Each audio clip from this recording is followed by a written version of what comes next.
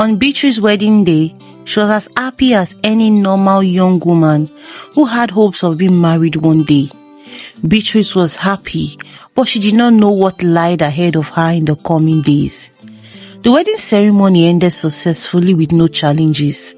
Beatrice was so happy to be finally married. 2 months after the wedding, Beatrice became pregnant. Her joy knew no bound. It is the joy of every woman to get pregnant immediately after her wedding. But her joy was short-lived as she had a miscarriage 2 months later. Beatrice wept so much at the pain of losing her pregnancy, but she had hopes that she would be pregnant again. Her husband and mother-in-law comforted her. They were really supportive. But more miscarriages followed. For the next 2 years, Beatrice had 5 miscarriages. The situation became frustrating for Beatrice and her husband. They visited the hospital and several tests were carried out on her, but none pointed towards the direction of a solution. Family and friends soon began to talk about her situation. Some genuinely offered advice and words of encouragement, while others pretended to be sympathetic, but they were actually mocking her. Others were genuine. Soon, Beatrice started visiting pastors, prophets, imams, and herbal homes, all to no avail. The situation remained the same. With time, Beatrice gave up on the visits and gradually began to sink into depression. She became moody, hardly slept, and was always angry and sad. Beatrice's husband did his best to encourage her, but it was never enough for her. She wanted a child badly. Until one fateful Monday morning. Beatrice woke up late one Monday morning to find herself alone in the house. Her husband wasn't home.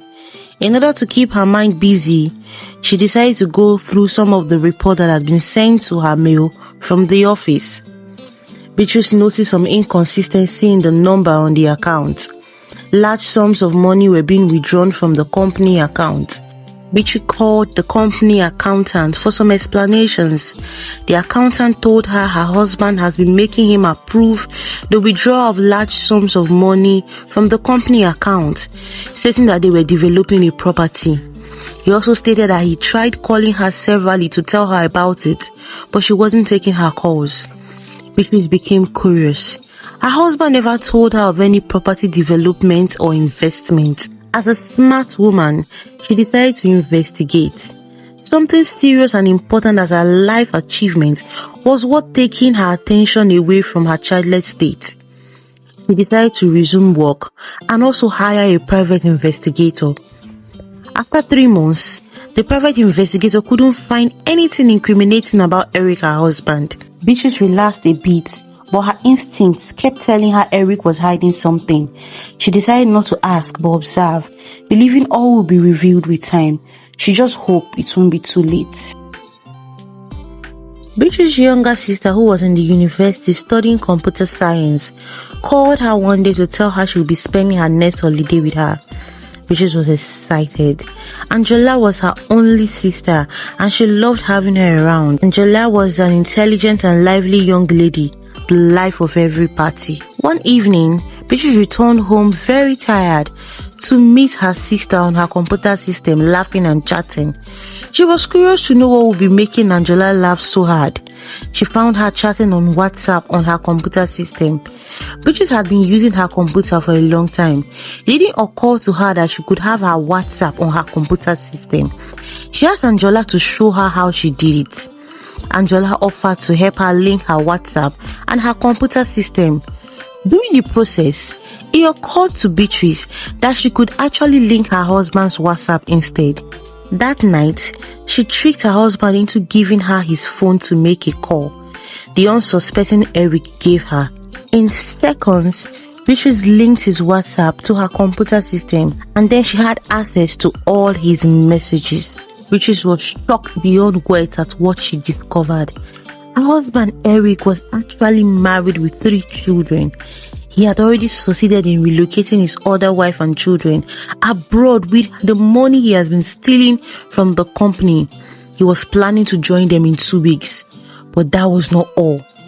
Beatrice was the one putting some substance into her drink anytime she got pregnant, and that was the cause of all the miscarriages she had. Beatrice wept bitterly at this betrayal. She remembered all the sacrifice she had made for the marriage.